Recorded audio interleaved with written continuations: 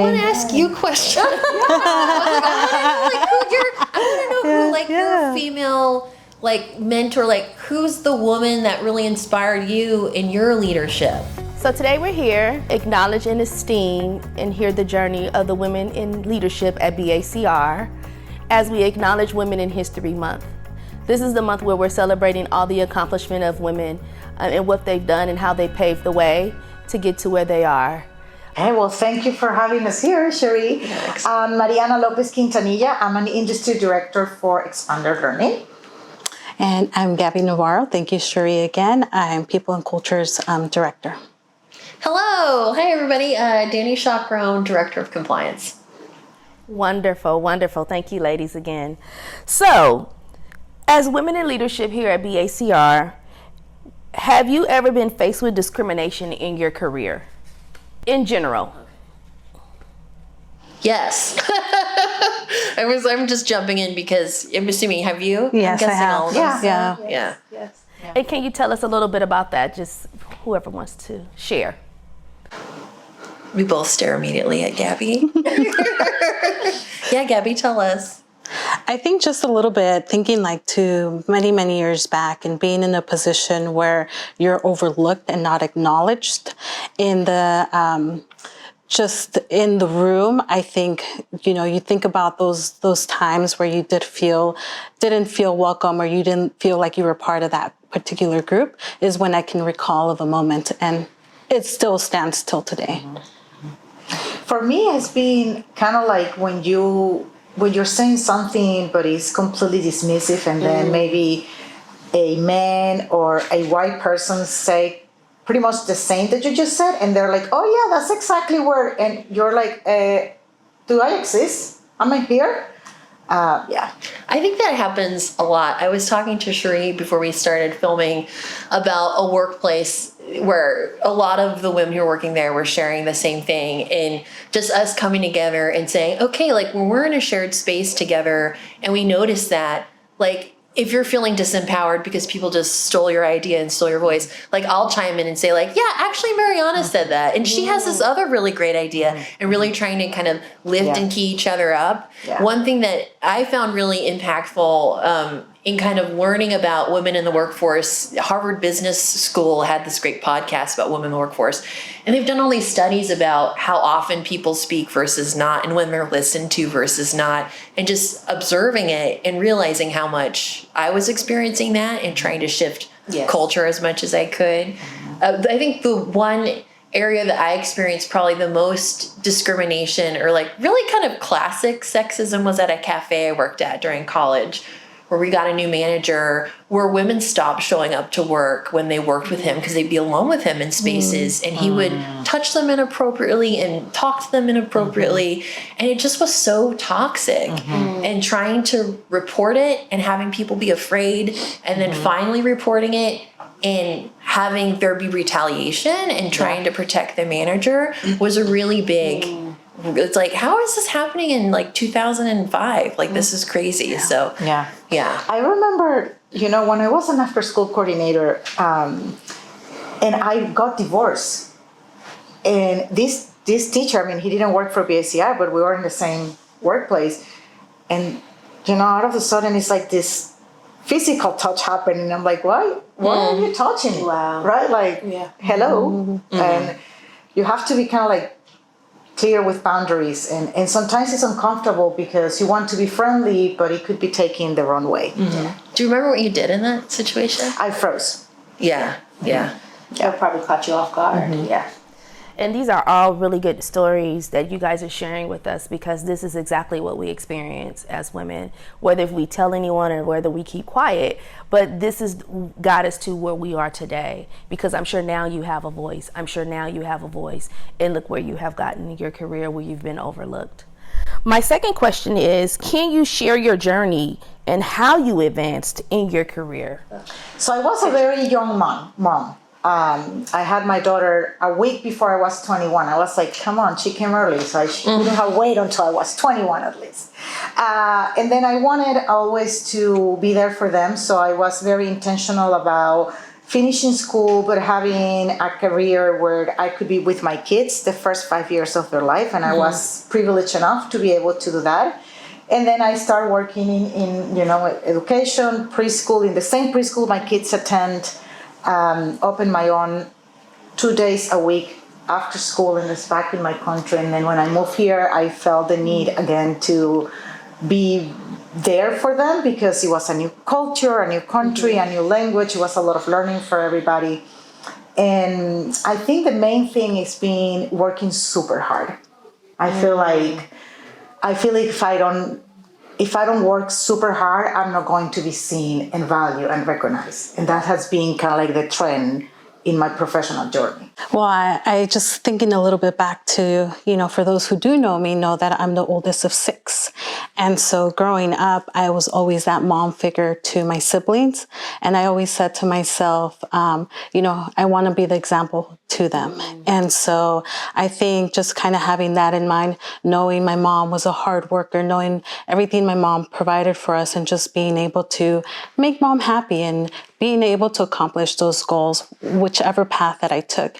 And also like just taking care of my siblings, being that older sibling, I think my desire to working with people started there. And so that continued to motivate me and push me, and just being able to go to college. It did take a while, it took a path, but just setting that example for them. I love that. I think for me, self-sufficiency has been like a really big through line, just really brought up to know that I can rely on myself. My father didn't go to college. My grandmother, left school when she was in like 4th grade, so like education was something we always really valued, but it wasn't always possible because you have competing demands with your family. So I remember really focusing on like wanting to go to school, wanting to do education, but having to pay for it myself and just like slogging to save up money to pay for like one semester here and there. And then through that process, of trying to empower myself through learning, bringing those skills to the nonprofit where I was an AmeriCorps member, and trying to empower the youth I was working with writing grants, and realizing that I had a knack of getting money whenever I asked for it. I could pitch an idea and get money, and it felt like a little magic wand where it's like, okay, I've done all this for me. I can bring this to different spaces and just like have a little money machine to bring a lot of flourishing here. At the beginning, I shared that I'm the director of compliance. And so the way that brought me here is when you're applying for money or working at foundations, you have to learn all the laws and you jump through all the hoops that the funders provide. And now I'm in a place where I really want to try and bring harmony to like organizational systems so that people can focus on the human piece of the work and not so much of the bureaucracy. And so if I can manage that piece and kind of create that flourishing and opening, I think that, again, that's to the benefit of the community and like empowers organizations to like focus on the mission and not, the rubber stamp that sometimes goes along with it. And I think that's very good and a very interesting point. Again, this is why we as women have come to where we are and to be where we are, because we had to work either extra hard or even more diligently to make the way, whereas some are just handed to them just by their forefathers or whomever who have passed it down to them. Women oftentimes have to work twice as hard to prove that they're worthy to be in leadership, to get to where they are. And I just want to, I think this is so important. The other thing that's coming through for me too is also women reinvest in their communities, or they tend to. So there's all this interesting thinking about, when you invest in girls or young women getting an education throughout the world, that it's reinvest in their community. There's a very like kind of community mindset versus some who might leave and go out in the world and not change the area that they live in. There's this kind of virtuous cycle to it. So I do agree yay team. Yes. So my third question is, what challenges or obstacles do women face in the workforce? And you may lean into what you previously answered if you want to piggyback off of that, or if you want to share something new. And I think to hone it in is, what challenges have you had to get to that women face in the workforce that you may have faced? I think being a mom could be a challenge. Balancing family life and work life could be a challenge. Wanted to be there for your kids and at the same time wanted to have your own career and your life can be a challenge. And I think that comes with what I said before, like you have to work so hard because you're not only working in the office, you're not only working with your teams, you're working at home, you're working with your family all the time. And I think that's a challenge. And another challenge that I think is a taboo that people don't talk much about it is that women are in a constant cycle. And that cycle of life, there's research that shows how our brain operates different depending where we are in that cycle. And cognitively affects sometimes how we are responding to things. And that is really overlooked. Like nobody talks about it. Even among ourselves, we're not like, are you okay? Are you having a good day? Or how are you feeling, right? But it's real. It's something that lives with us every day. True. Very true. I think just the challenge of the assumption of that you're doing well, even though you have all these things lingering behind. So I think for me, that's also a challenge of, that face front and saying, I'm doing well, but you have all these things that are traveling behind you. Gosh, I think for me, a lot of what Mariana's first comment was this idea of just kind of being invisible or overlooked, or like people taking your ideas and stealing your voice. It's just so frustrating, like the invisible labor, not just what's happening before you get to work or once you leave, but when you are in the workplace, I think is a really huge challenge. For me, it really felt like the effort to break out of being seen as an assistant or an associate. I would work at this gallery, and by work I mean I did a lot. I was filing the taxes and funding and setting stuff up, and the gallery owner, and it just being referred to as like Girl Friday or as like little sidekick. It's like actually I'm having a lot of critical analytical skill that's like making this work. And so for me, getting through that, breaking through that kind of assistant or administrative level or tier and really having to work hard because, again, being an imposter or having imposter syndrome, looking at job opportunities and like, if I don't fulfill these 150%, I'm not going to be considered. And watching, male colleagues go for things that they maybe had half the qualifications for. And one of the big ahas for me is I was like evaluating something, and again, wage transparency is a huge problem. Like you need wage transparency, like looking for this role. Like, I don't know if I can do it. And, I've been undervalued by my, employer. So I'm undervaluing myself, and having a partner say, no, you can. And him kind of joking like, well, what would you ask to be paid for this role? And I gave a number, and he's like, you need to double that number. And then going in and giving that double number, and even that being a low ball for what they were thinking. And so stuff like that, where if you get tracked as this kind of administrative role, it's really hard to grow professionally when you stay at that org. You often have to leave. And then when you do, you carry the burden of someone undervaluing you or a lack of wage transparency, and it follows you, exponentially across your entire career. So really kind of pushing yourself, even if it feels uncomfortable, like be audacious. Like I had a friend who would say, what would a white man do? Like putting on like, okay, if I was a white man and I was like, what would I ask for? And really trying to advocate for yourself and not being afraid to do that. Anyway. Wow. Oh, this is so good. This is so great. Thank you, ladies, for your questions. And then my last question, I have two questions, and I'm going to sum it up to one. One is, what is the best way to uplift and support women at work? Coupled up, what is your advice to them in the workplace?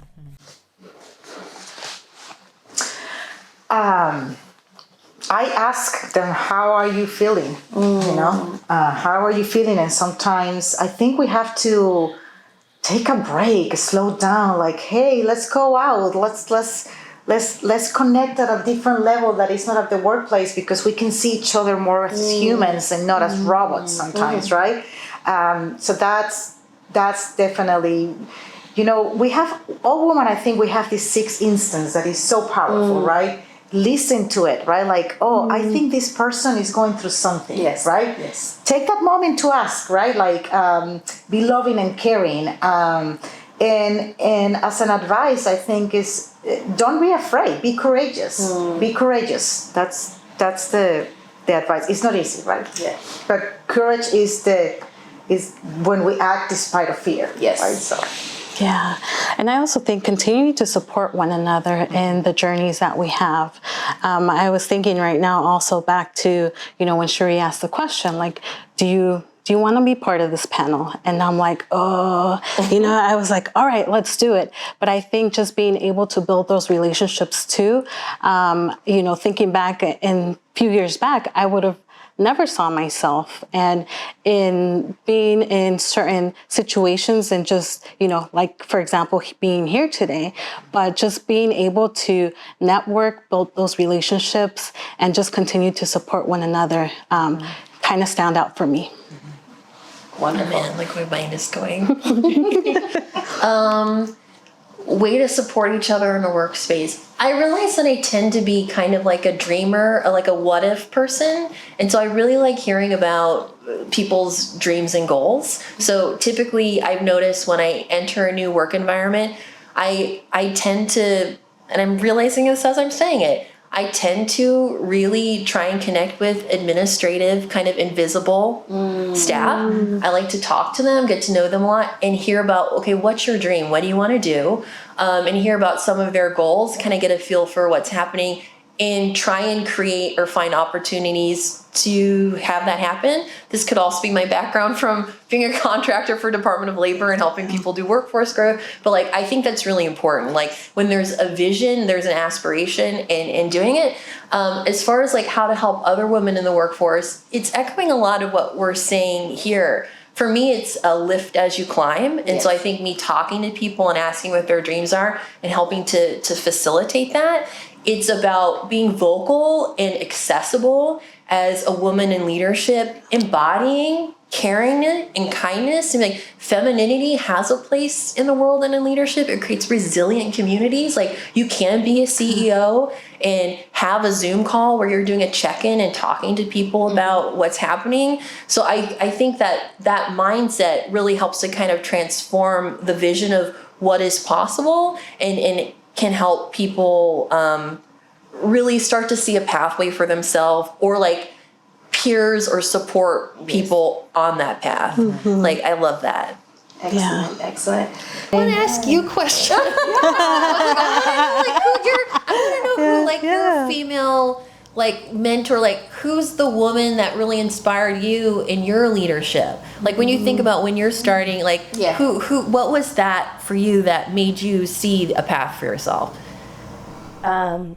I grew up in the era of the 90s, right? The 80s and 90s, of course, right? And I have to give a lot of homage to Oprah Winfrey. Oh, totally. Yeah. When I think of powerful women, like she was like at the butt of her career. And just to see a black woman, a heavy woman on top of that, who resembled women in my family was beyond me. I just, like, it gets me emotional now just thinking about it because that's not a thing. That wasn't a thing. When she went syndicated, I can remember my grandparents being glued just to watch her. Wow. So we're talking about the baby boomer generation who didn't get to experience, but they got to see it. And I was like 8 or 7, and I'm like, who's this lady? And then over time, she just grew and grew and grew. Yeah, I really admire Oprah, and I just love how she always showed up with her heart. Yeah. I think Oprah, if I had to kind of bring it and hone it in, I had a really good mentor at the beginning of my career. She was old enough to be my mom. And she taught me a lot. And we're still in contact to this day, even though our careers, she went as far as she can go. But, now it's like this, but still, she's someone who poured into me a lot. I think mentorship is mentor. Huge. Like educationally, how to speak, how to present yourself, like the little things you don't get. You know what I mean? Sounding board. This thing happened to me at this conference. Like, how do I go? What do I do? Do you know anybody that could? Because it's important for women. We need someone to share. Like you said, open up, meet somewhere, because you find out so much. Like today, it's just, I got to know a little bit about you that you hold in, but you don't necessarily share.